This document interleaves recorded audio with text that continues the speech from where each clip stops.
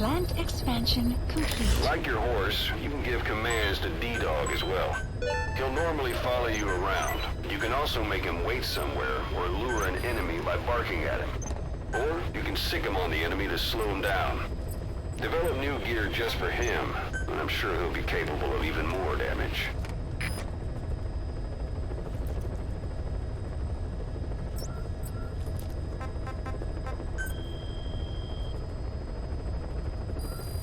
Please select a mission.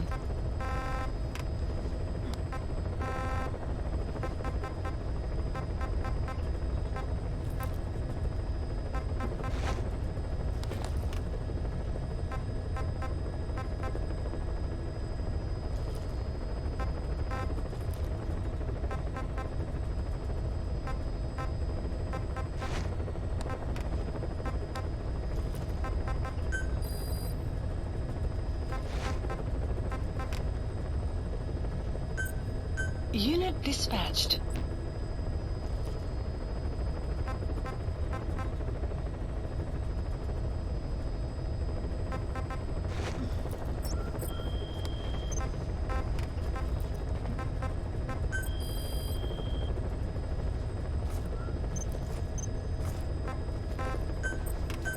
Staff assigned.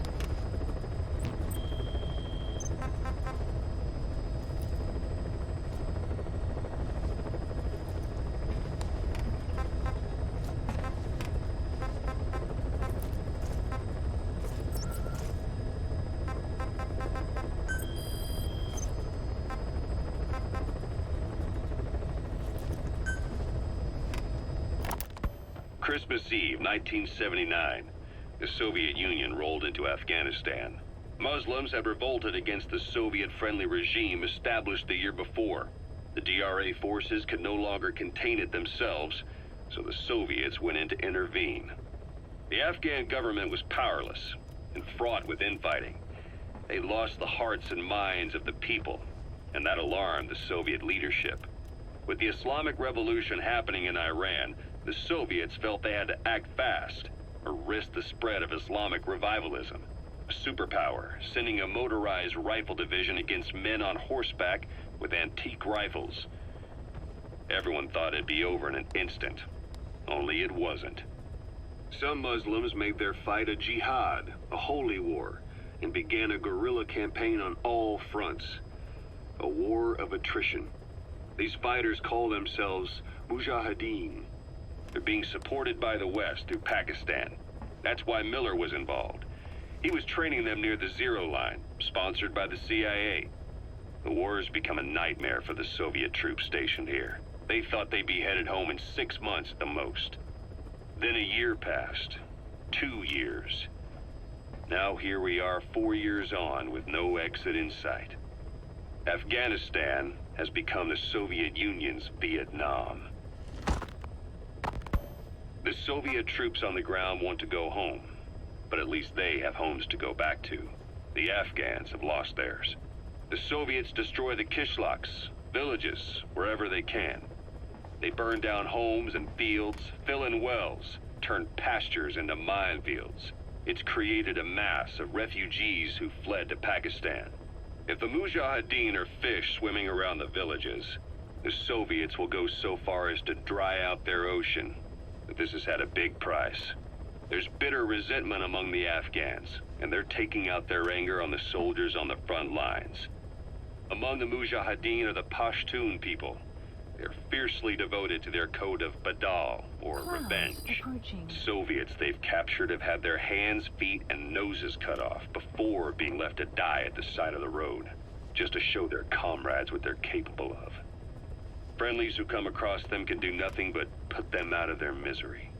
Then they burn down another village in retaliation. And the cycle of vengeance goes on.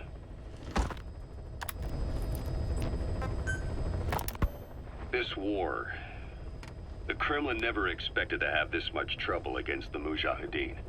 Afghanistan is a tribal society. Tradition demands that its people stand up to any outsiders who set foot on their land. With the honor of their people at stake, they have everything to fight for. No matter how hard the Soviets hit them, they continue to appear out of nowhere, striking back, then vanishing again. But there's one thing even the Mujahideen fear. Every last one of them. The Soviet gunships. They're highly maneuverable and equipped with massive firepower. Plus, the underside of the fuselage is heavily armored. The Mujahideen can barely scratch them with their small arms. Anyone who hangs around gets mowed down by the gunship's heavy machine guns. This new Honeybee weapon that was given to the Hamid fighters, it's no doubt something to help them strike back against the gunships, which makes it a weapon that could change the course of the war. Those guerrilla fighters known as Mujahideen don't actually belong to a single organization. Afghanistan is a multi-ethnic country. You've got the Pashtuns, the Tajiks, Uzbeks, Hazaras, and each of them is split into their own tribes, large and small. Each ethnicity has several rebel organizations that their various tribes gather under. They're united under the banner of jihad, but that doesn't mean they work like a single standing army. Just look at the area around Smasy Fort. A lot of Tajiks used to live there. They fled after the Soviets started their Scorched Earth campaign. With the area uninhabited, the Hamid fighters, who are Pashtun, decided to move in. The Hamids are based out of the city of Peshawar. We passed through it on the western edge of Pakistan. The Pashtun people have long lived in Afghanistan and western Pakistan. They used to travel back and forth frequently. Then Britain went and established the border that still stands today. The Hamid fighters get generous support from the Pakistani government. The government wants to use them to secure influence over Afghanistan. Their liaison with the Hamids is Inter-Services Intelligence, and behind the ISI, you have the CIA. That's probably how the Honeybee ended up in the hands of the Hamid men.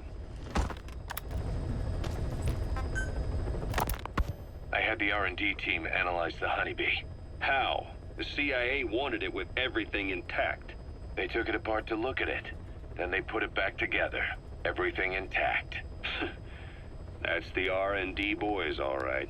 Turns out the Honeybee's homing capabilities are a cut above previous manpads. It can detect a broad range of infrared wavelengths, and even ultraviolet for supplementary guidance. Hence the name, huh? Right. Honeybees rely on UV light to fly. With this device, flares don't do the target any good. That's why the Soviets are losing so many gunships. And why the CIA was so desperate to get it back. It wasn't just about preventing the Soviets from devising countermeasures. What if the likes of Iran got their hands on it? American aircraft would be put at risk too. We can use this tech to develop our own portable missile. That'll give us a huge advantage. It'll take a little time before the analysis results can be applied to actual implementation. But we'll keep moving with the research.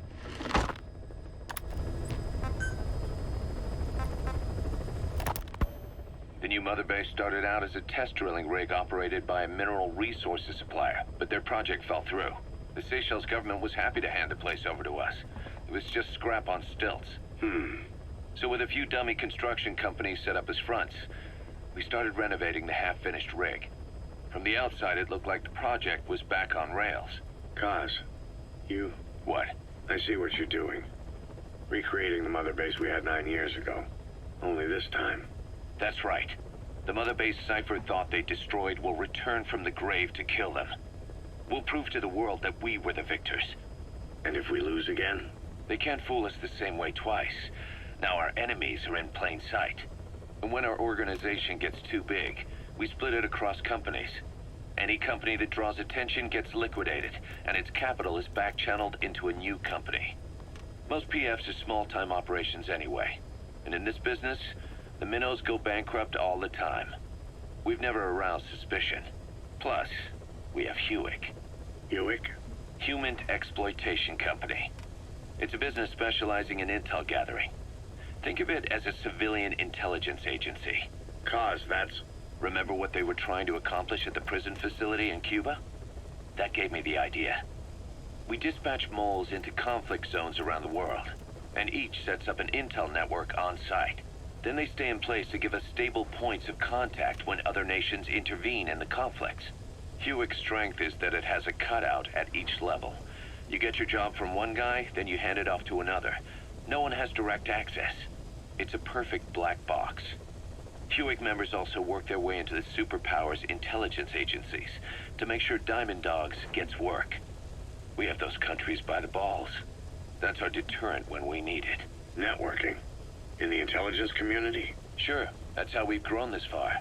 And when you go out on missions, intel from Hewick will be there to back you up. But despite all that, Cypher has its eyes on us. The only reason I'm not dead is that they needed to know where you were. Figured if you woke up, I'd go straight to you. That's why you made that ruckus at the Zero line. Yeah, to make their own surveillance work against them. I think it took some of the heat off Cyprus. Kaz. Then I just had to wait for you to save me. And I've gotten used to waiting. Kaz. That's not all. It was a good chance to scout the market. And with the West wanting the Soviets out of Afghanistan, their agencies are bursting at the seams with funding.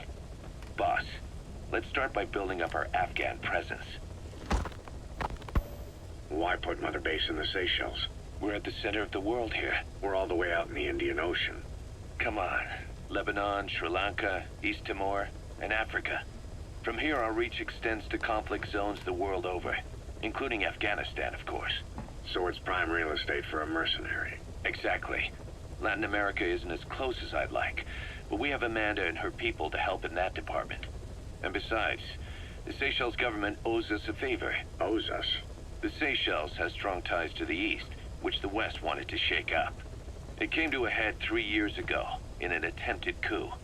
It was a force of South African mercenaries with U.S. backing behind the scenes. They were only platoon size, but South Africa is home to some heavy PFs. Too much for the Seychelles to handle.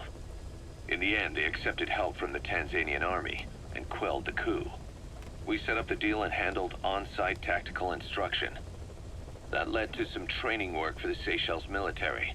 And when we put down a mutiny within their forces, well, we made a lot of people happy. They don't pay us. They just let us have a piece of their offshore territory on the promise we'll come running if something else happens. So we're bodyguards, too. It's a good setup. We can only take Mother Base so far here. We'll have to find somewhere else when this place starts getting big. Aren't you being a little hasty? Nothing hasty about it. You're back with us now. So, Kaz, the ship that took us from Cyprus, it used to be a whaler. Yeah, a Japanese vessel. How was the voyage? It was... stimulating. Well, she was part of a whaling fleet up until a few years ago. Her displacement isn't anything to write home about, but she can really move. She still had plenty of life left in her, but then the work dried up. Global opposition to whaling has been mounting for years. Is that right? The push to ban it has been gaining traction for a little over a decade. Individual species came under protection as the years went on. And then 2 years ago, the IWC adopted a moratorium on commercial whaling. Several countries, including Japan, fought it to the bitter end. But eventually, most whaling companies had no choice but to throw in the towel. You ever tried whale snake? Can't say that I have. When I was a kid in Japan, practically everybody ate it. That good, huh? The country was poor in those days, and whale was cheap.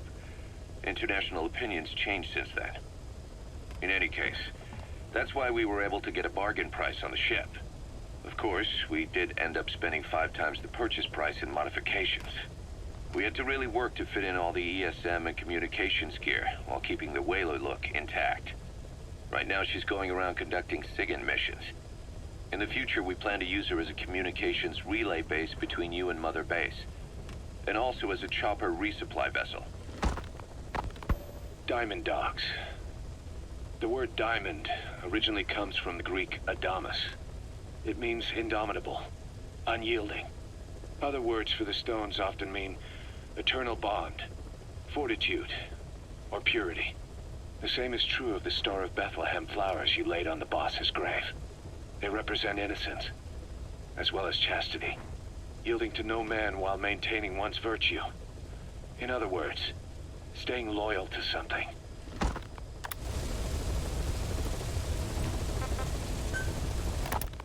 We were lucky to get our hands on that cyborg arm developer. There's no one in Diamond Dogs who can so much as maintain that thing. Bionic arm, not cyborg, if you go by what he calls it. But you're right, the East is light years ahead in bionics. They can even detect through the skin the slight electrical signals from the brain that order muscles to move. The Soviet Union completed their first bionic arm capable of doing that back in the 60s. Although I guess that news didn't really reach the West. No kidding. Zadorov's was the only one I ever saw. Quite a shock to see it for the first time. And it was no mean feat to get hold of Snake's arm. I couldn't get one for you at the time, but you know, now... Forget it. I've no intention of relying on bionics. Right now I need to keep the pain fresh in my mind. Well, it's your decision. But don't you find it... inconvenient? Not a bit. But the phantom pain... it never lets up. Do you know how many men I saw die that day? There's nothing we can do to bring them back. And you expect me to care about getting a measly arm and leg back?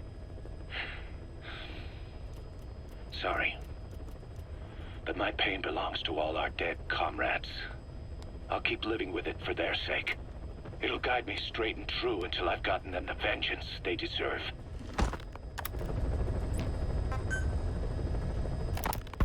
Diamond Dog's intel team specializes in information gathering, mainly HUMINT and SIGINT. They plant scouts and moles in the field. These operatives will blend into the local populace and work under the guise of a resident, or disguise themselves as travelers and ask around for information. They observe targets using various hidden bugs, cameras, and transmitters, and by tapping their satellite and phone communications. Analyzing all this information creates a clear picture of how wars and the PFs fighting them are changing. This data can also be used for threat assessment when deciding whether to accept contracts from certain clients. And during missions, the intel team keeps track of target locations and produces FOM predictions, reporting mission-critical information based on real-time remote observation of changes in the AO. What you hear from us over the radio is based on how we interpret the data gathered at the command platform. However, intel team operatives go unarmed in almost all situations to avoid revealing themselves to the enemy. Some will carry a knife, but most have nothing at all. As such, don't expect them to help you take on heavily armed adversaries like PF soldiers. Think of them as entirely passive in the hot zone. Plus, they use all manner of techniques to remain inconspicuous in the field. If you ever spot one, you'll have some serious explaining to do. So remember, their specialty is espionage. They may not be of use in a firefight, but when it comes to intel, they're pros. Look closely. Those are the symptoms of the infection on Mother Base. The blisters on the body were full of tiny worms. Parasite larvae, most likely. But we couldn't find any adults. It doesn't seem to mature in the body, like a spargatum. We don't know the root of infection, or what causes symptoms to develop. The infection rate, along with the number of dead, are both on the rise. If we don't find the cause, and soon... Boss, do you remember seeing these symptoms before? The bodies floating around in the oil facility? The bedridden test subjects at the Devil's House? This epidemic looks just like what we've seen on our hunt for Cypher. It could be a counterplay by Skullface. That's insane. You mean they weaponize parasites? Parasites as weapons. That definitely falls under the Biological Weapons Convention, but it's something the world would never see coming. And no one's ever developed a vaccine for parasites. So this is the weapon of mass destruction Cypher was working on in Africa. It may be. But if it is, how do the Yellow Cake and Walker Gears fit in? There must be something bigger we're not seeing. Anyway, our priority now is to prevent more casualties. The medical team is studying the infection, but we can't treat anyone until we know the root cause. All we can do right now is halt the spread of infection.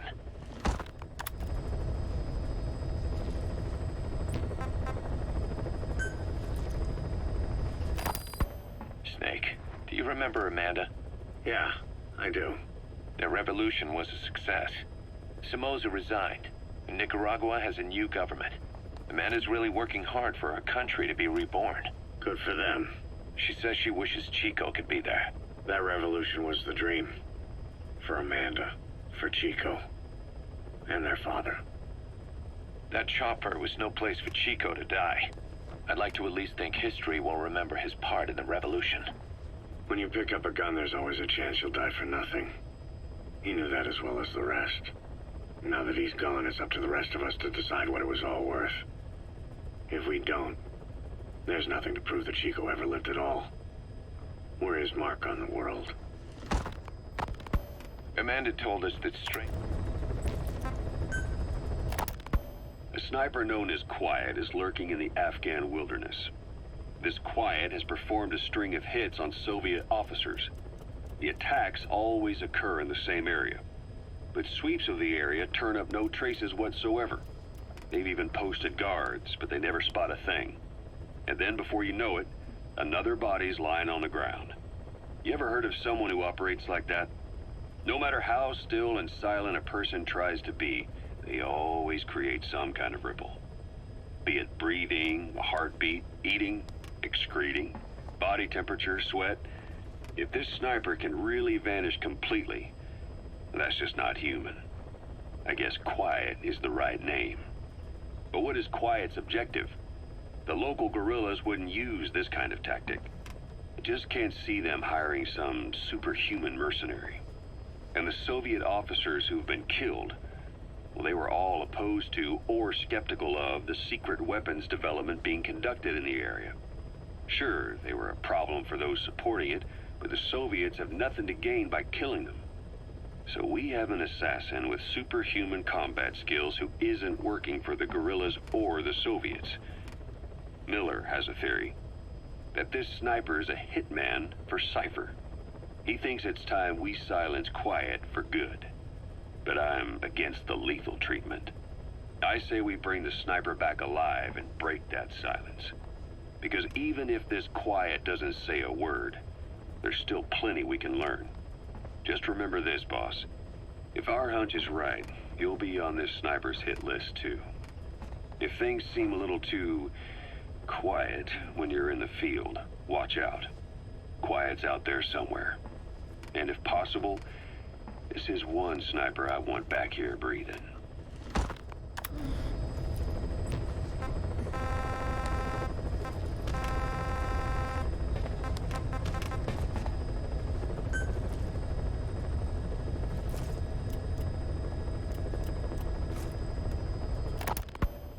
When Quiet first came here, she demonstrated her marksmanship against that enemy fighter plane. It showed she was much more than your everyday crack shot. Hitting a moving target from 600 meters is a challenge, but it's possible with the right training and equipment. But shooting down that missile, that's a world apart from taking out a soldier on patrol. The chopper and the missile were in motion, meaning different vectors at high velocity in three-dimensional space, and she shot an unguided bullet that had to fight air resistance and gravity. All that while the chopper was taking evasive maneuvers. Some of the best target leading I've ever known.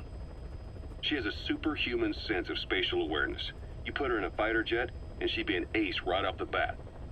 Hell, your judgment was top class too. Realizing she could take out that pilot, that's quick thinking. You and Quiet could make a hell of a team. You'd be damn near unstoppable. Quiet is...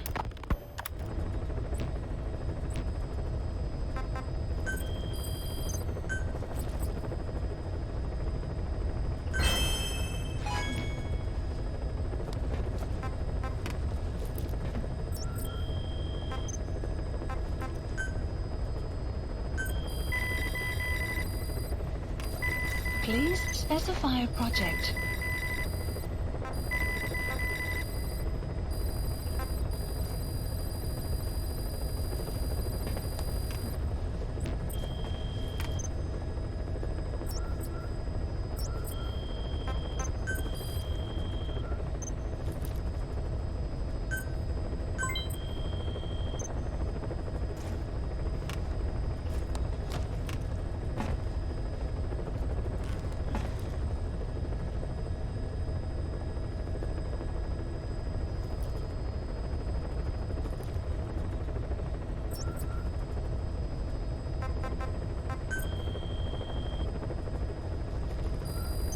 Please select a mission.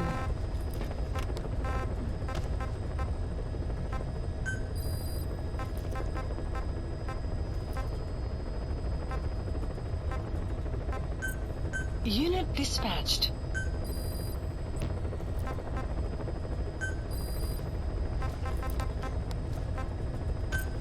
Unit dispatched.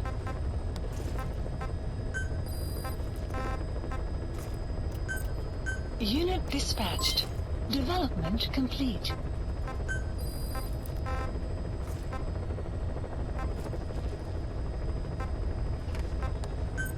Unit dispatched.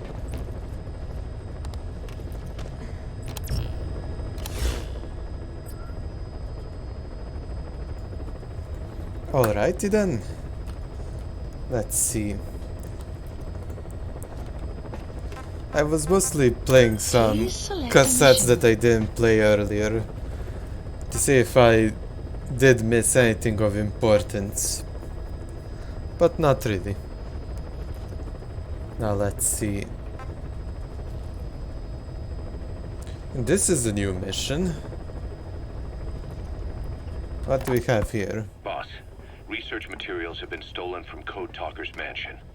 The materials were packed into 2 containers and hidden in the jungle southwest of the mansion.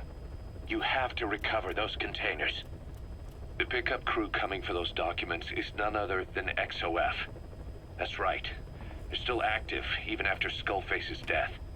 Now that he's no longer in charge, their original chain of command has been restored. Meaning if XOF gets those documents, Code Talker's research ends up in Cypher's hands. According to Code Talker, the research papers stored in that mansion account for over 50 years of study. The problem is the vocal cord parasites. If the papers documenting that research fall into Cypher's hands, they'll take another long, hard look at them. The ethnic cleansers we thought were history will become a reality. America, Zero, will have a weapon far more powerful than any nuke. Even worse, if this knowledge were to leak, the world, humanity, can't be entrusted with this kind of power. Recover the containers before the enemy extraction choppers arrive.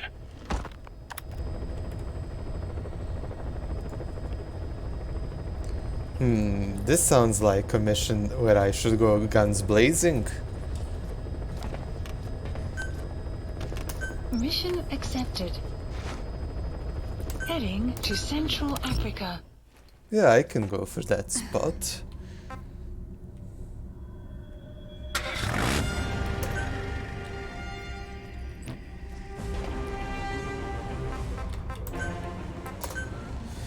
We'll be not going with the non-lethal approach in this one.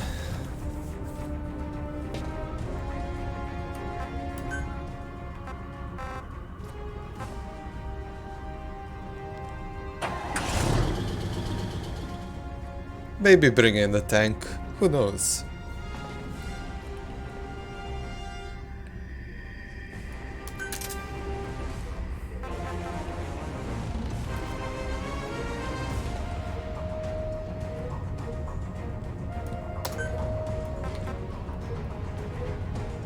Deploying. Also, I should have probably changed that to the desert camo, but oh well. Since this is at the mansion in the forest. They can't see my camo if I'm in a tank shooting them. So that's a plus side.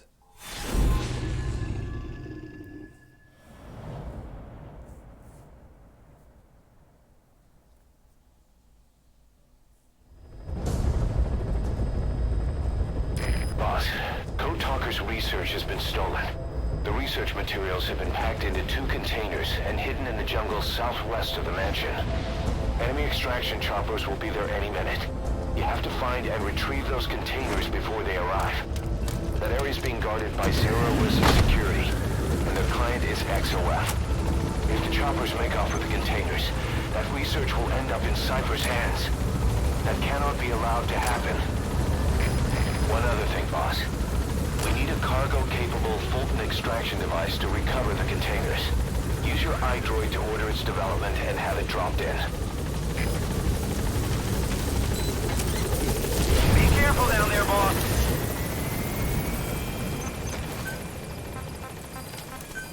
Please select a deployment point.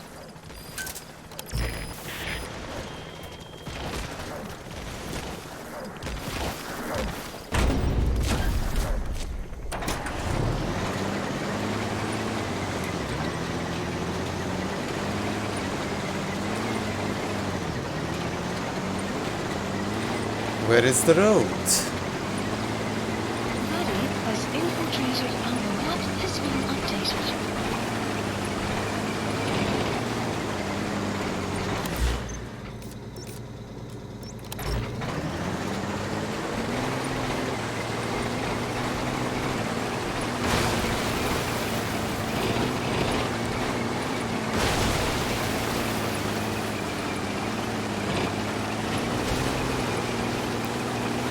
I also believe I saw a vehicle on the way in.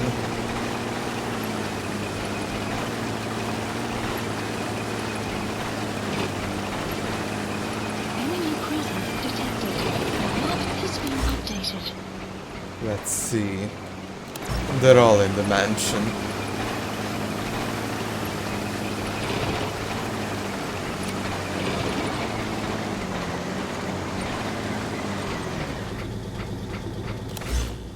Let's see. Quiet, I'm going to Please need you select a to go deployment here. point. The map has been updated.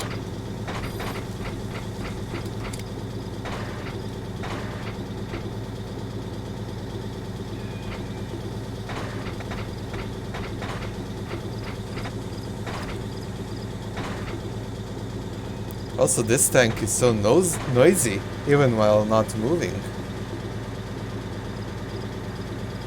Clouds approaching.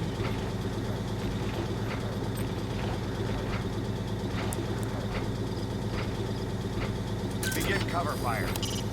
Your targets are 2 containers. Locate and extract them both. Enemy presence detected. The map has been updated.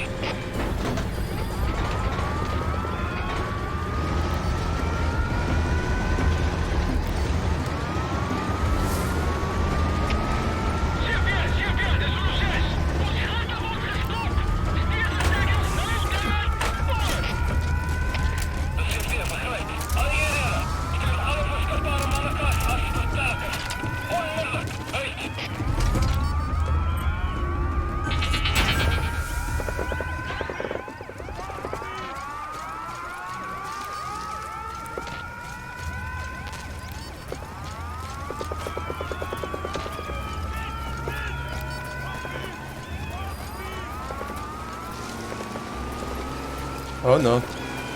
That's a tank.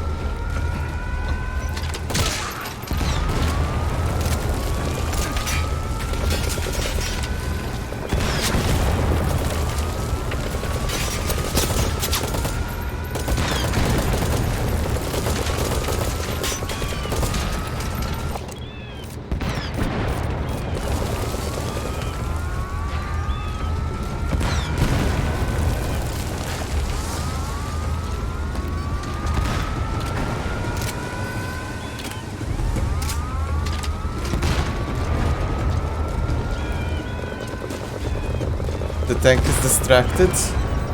Time to.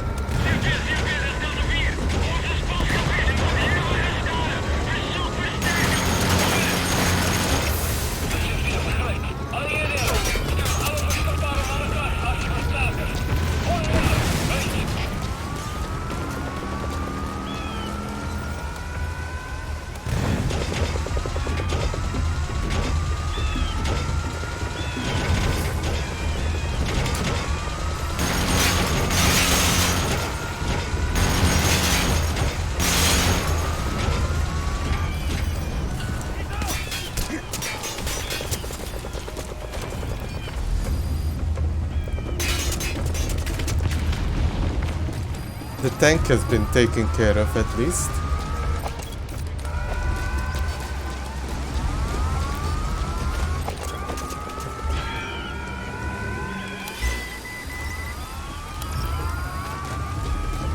Also, I need to get my way to that thing.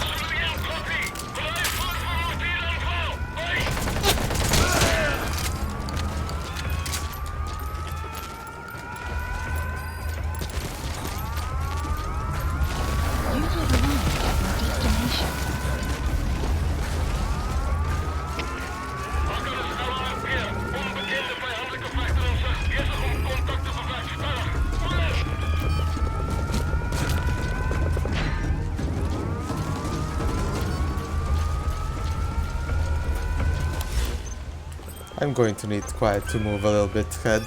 Please select a deployment point.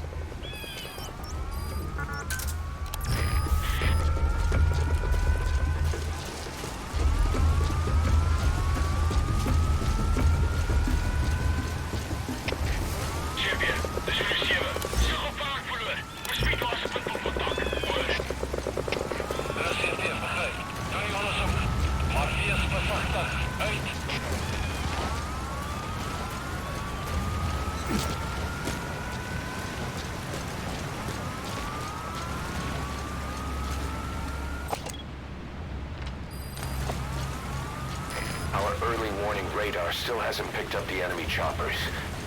But it's only a matter of time before they arrive.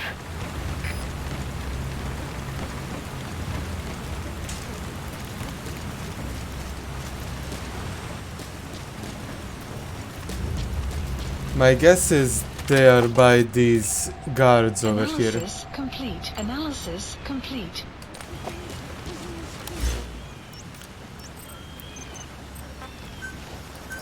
Please select a deployment point.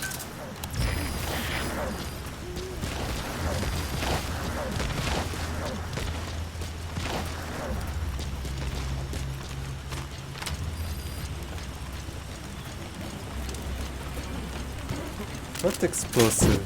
Ah, that's not what I wanted to use.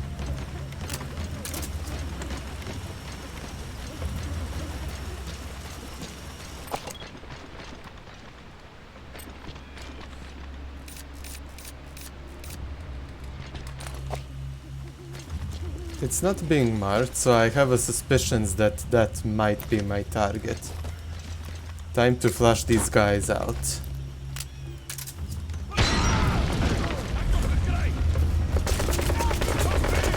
Caution, rain approaching.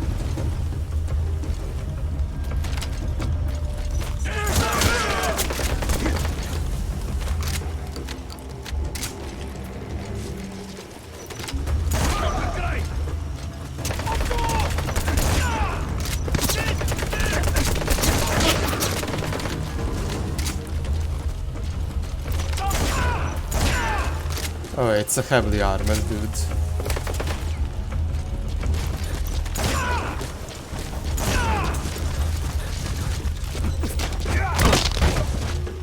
That's what how we'll deal with him.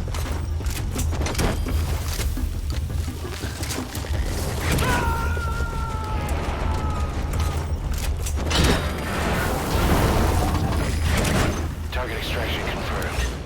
That leaves one target to go. Take Then care I of the know. next one. Then I know which the next target. Boss, our early warning radar just picked up the enemy choppers. We'll keep you informed of their ETA. Hurry up and extract the target. You can't go firing on the XOF choppers. If we attack XOF now, it'll be a declaration of war against Cypher itself. That time will come, but it's not now. Detected. The map has been updated. CP naar Zulu 6. Zag verloren vijand. Gebied laatste punt van contact. Oor. Dit is CP, begrijp. Onderzoek die area. Maar blijf op jullie hoede. Uit.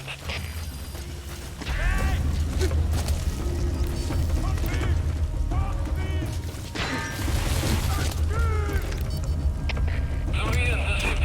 Ontvolg gedempte motieren op je tekenen. Oor. Dit is Zulu 1, copy. Blijf voor motieren op. Hoi.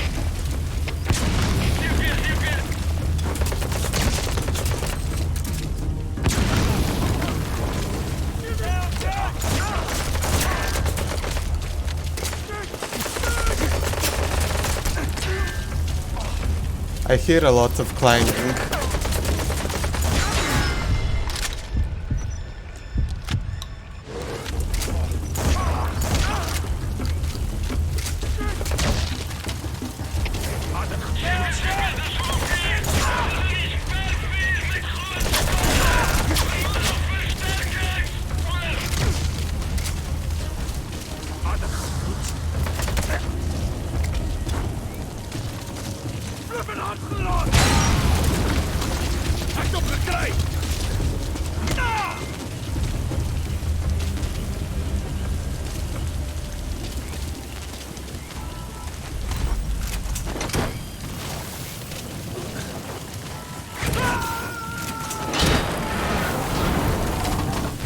Alright.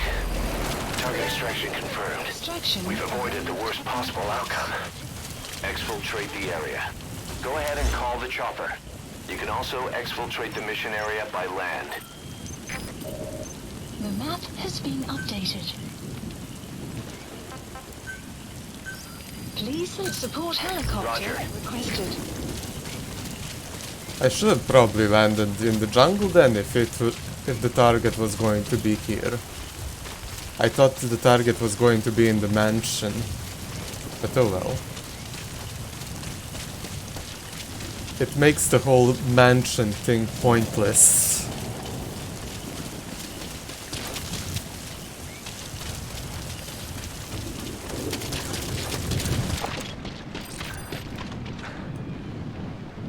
They're white donkeys.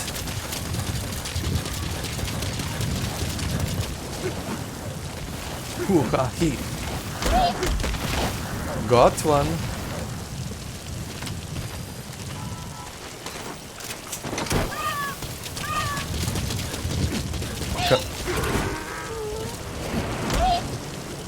I got two. This is B-Quad. Arriving shortly at LZ.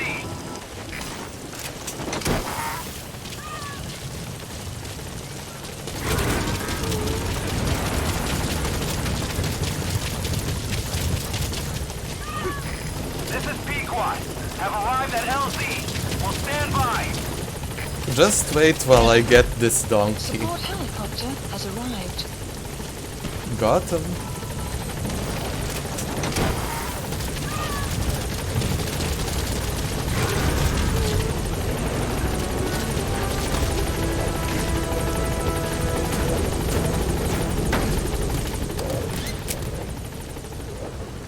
Gaining altitude.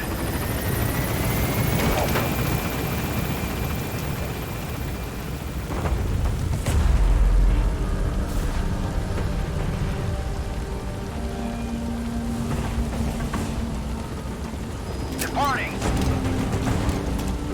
Exfiltrated. That's it. You've made it out of the hot zone. No sign of the enemy. Mission complete, boss. Extraction arrived at Mother Base. Development project has been added. Well, what can I say? Mission complete. Great work.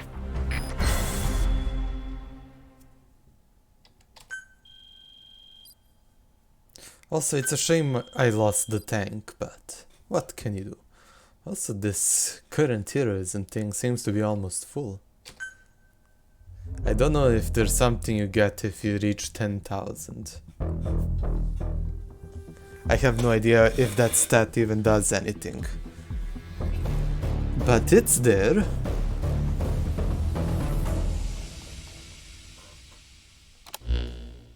Boss, we got Code Talker's research materials back in one piece. The medical team has them under lock and key in the quarantine facility. The materials should help their research into the vocal cord parasites.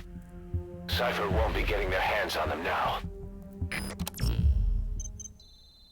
The quarantine platform? You mean the same platform where Fire Guy is at the moment, aka Volgin. Nice.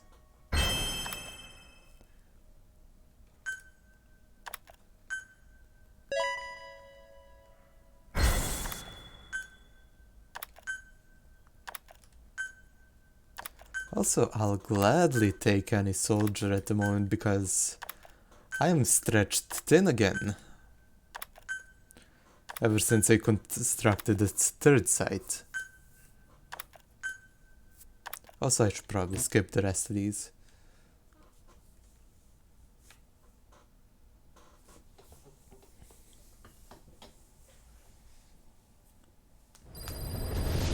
Oh, we have an important cassette.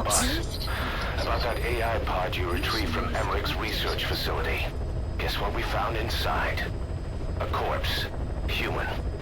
The pod maintained a low internal temperature the whole time, and very little outside air got in. That would have slowed down decomposition. Still, the remains were mostly skeletal. Estimated time of death is between 6 months and a year ago. We put the screws to Huey about it. Listen to the tape. Turns out it was the body of someone we knew very well.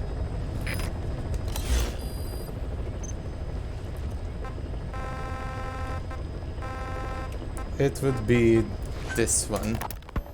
Fine. Yes, Strangelove was doing AI research in that lab. Why hide that until now? Why? Okay, so what? I wasn't working alone. You've got to understand. You do understand, right? I didn't want to drag her into this. It's my load to bear, alone. So you didn't create the AI intended to drive Sahelanthropus. It was Strangelove. Skullface was never in favor of AI control. So naturally they argued. Strangelove, she got him angry and he killed her. How? You didn't see it? So you found her inside that pod after the fact. And you just left her body to rot in there. Or perhaps you put her in there afterward. I asked him not to take her away from me. So she was killed by Skullface, but you asked nicely, and he put her body in the AI pod for you? That's right. Pathetic. You know, we have another idea. That you killed her. Me? I couldn't kill her. You killed her and locked her body in the pod. I wouldn't. treat me like one of you. I can't just kill anyone whenever I feel like it. I'm a normal human being. Oh, I see. So you just shut her inside and waited for her to die? I would never do that. What, you mean she killed herself? Yes. She climbed inside that pod and shut the door. It can't be opened from the outside. It was suicide. Suicide, I said. She killed herself. She got in when I wasn't looking and suffocated. She'd often try to do things like that. By the time I realized and opened the door, she wasn't breathing. I got scared and shut the pod again. I couldn't bring myself to open it back up. That's right. Me? Kill her? What is wrong with you? I see. Just tell me one more thing. Haven't you gotten enough today? Okay, I see it's a painful memory. You don't have to answer, just listen to the question. You see, we examined her remains. She had a scar on her lower abdomen, a surgical scar. It had been stitched up and had fully healed, meaning it was long before her death. She had a child, didn't she? Your child. Where's the kid? How should I know? So there is a child. I've never seen his face. What do you take us for? They took it all. Even my child. I didn't even know he'd been born. I lost everything. How old would he be? It's 4 years since then. And you know it's a boy. Strangelove said so. And his name? We called him Hal, even though I never saw his face.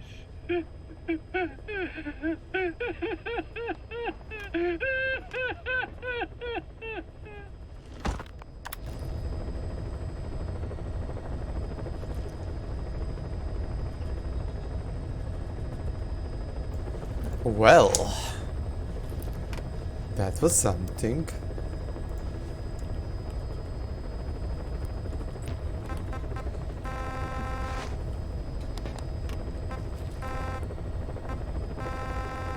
I'm not sure if I can actually finish another mission if I start now, so maybe I'll just put on a track or something.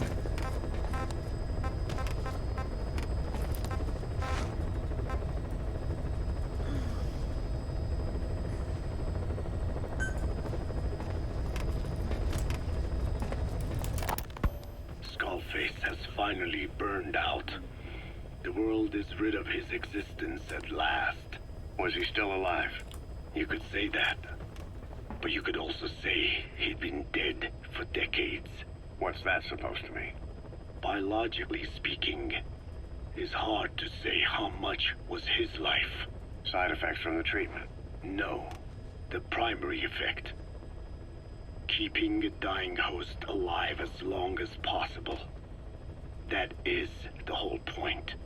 But in the end, he grew too dependent on his children. As if he had any other way to keep on living. He first underwent parasite therapy before the Soviet Union became his home. His body was horribly burned. Fire washed across his thin young frame and stole his skin and his throat, even his lungs. Only through repeated therapies could the parasites keep him alive. Most of his life became something the parasites gave to him. And then he lost the ability to die. That is correct. The parasites live on past the host's death, still aiding cell composition. At that stage, there is no way to extract them from the host cells. There is no way of knowing when the last cell of Skullface's body would die. The only choice was to burn the whole thing. And his children, along with it. And I am one to talk. When my life is snuffed out, I expect you to treat my body the same way. And when I burn, I I will truly be one with my children for the first time. You say there were 3 English vocal parasites? According to Skullface, yeah. Skullface had 2 of the English strain with him. You burned both of them. There was an oil fire. I tossed him in. So that just leaves 1. And you tell me Skullface said he used it. He said it was very close to me. Very close. One of your comrades, or someone ordered to kill you. Or he could have been speaking metaphorically. Metaphorically? Close to your spirit, close to your heart. Someone who either loves you or despises you. The second one. Makes a long list. Whichever it is, act with caution. Skullface implanted someone with the English language strain. Who it is irrelevant. Why? I tell you what Skullface really meant. Very close to you means you will be exposed. All the infected here have been given the Wolbachia. Even if the vocal cord parasites infect them now, they cannot reproduce. But if there's a different host among us, host to the English strain. If that were the case, we'd see the symptoms. What about the non-English speakers? We have plenty of those, but the staff use English as a common language. But if that someone has not spoken English yet, and begins to speak it now, there'd be another outbreak. The final mating pair of the English strain must be found immediately. Skullface is gone, but his threat still remains. On this base, do you see what the final mating pair is? With him dead, those parasites are the stain he wished to leave upon the world. His thirst for vengeance. In their flesh. Think. Does anyone here bear a grudge against you? Who would target you, specifically? The ethnic cleansers that Code Talker mentioned, they weren't Skullface's true goal. All we have is circumstantial evidence, but here's my theory. It was Cypher who started developing the vocal cord parasites as bioweapons, parasitic weapons, and Africa was the testing ground for them. As Code Talker said, their purpose is the ethnic cleansing of only those who speak a particular language. So they could do a weapon of mass destruction to eradicate specific groups, races, ethnicities, or colonies by the language they speak. Or a kind of absolute language control. Or maybe a tool for those arrogant fools to build some misguided utopia. I can see plenty of uses for them. However, in practical terms, they wouldn't be as dangerous as you'd think. Counteracting the parasites is easy, after all. Cut them out of your throat to save your life, or just don't talk. That also prevents the infection from spreading. So if the international community were to find out about them, they'd no longer be the threat they were conceived to be. In which case, their targets would be limited to minority groups as a deterrent or a terrorist tool. It's hard to imagine Cypher developing something like that as a main weapon for their arsenal. That leads me to think we've only tugged on one little thread in Cypher's grand tapestry. An obscure corner of their work, possibly forgotten altogether. In any case, things changed. When Skullface was forced to relocate to Africa and he saw that thread dangling. All the time he continued that research, he was secretly following his own agenda. The ethnic liberator parasites. His English language strain. Skullface said there were only 3 samples of the English language strain parasite, and I think we can believe him. Bringing his ethnic liberator's plan to fruition depended on creating an English version of the vocal cord parasites at all costs. But an English strain would have been useless to Cypher. Worse, it could have destroyed everything they'd built. It was the one type they couldn't allow. That means Skullface was forced to develop his English strain out of sight of Cypher's network. Naturally, he couldn't use the greenhouse facility Cypher had set up and filled with guinea pigs. Skullface must have found some secret place to create his precious few English parasites, hiding all evidence like a man cheating on his wife. Somewhere, an entirely standalone environment. And when his plan entered its final phase, he must have made the place disappear. Some little room, could be anywhere, but now nowhere at all. We'll never know where he did it, but to elude Cypher's surveillance, it couldn't have been big. I believe Skullface was telling the truth. There were only ever 3 samples of the English language strain.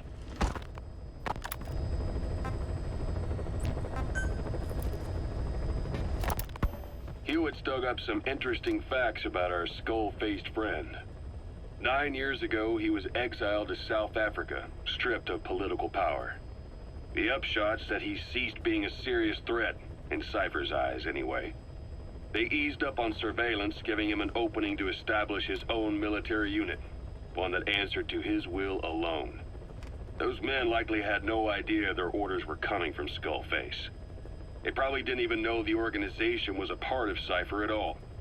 Anyway, it was in South Africa where he found renewed interest in parasites.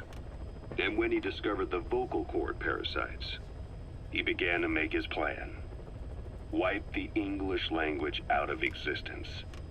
Free the world, not by taking men's lives, but by taking their tongues. In his eyes, the greatest symbiotic parasite the world's ever known isn't microbial. It's linguistic. Words are what keeps civilization, our world, alive. There was something Skullface said. America is made up of many peoples, but those peoples never mix. Quite so. One nation, home to hundreds of different ethnic groups, many of whom stick to their respective living areas. Little colonies, not interacting with other groups, going out of their way to avoid one another. Their land, organizations, relationships. Thus, the United States of America is no melting pot. It is more of a salad bowl. It is not made up from one people, but for its minorities to function in society, a common ground is needed. Language. Even if the country is not one. No, because it's not one, a lingua franca is necessary. English. American hegemonism was born from the illusion that English could unite diverse ethnicities. In taking in people from around the globe, America became a microcosm of it. Now the boundaries between it and the rest of the world have become blurred. However different our neighbors may be, English enables us to create symbiotic relationships with each other. If English can bring unacquainted neighbors together in America, this should hold true for the world. This salad bowl that is the world can also become one.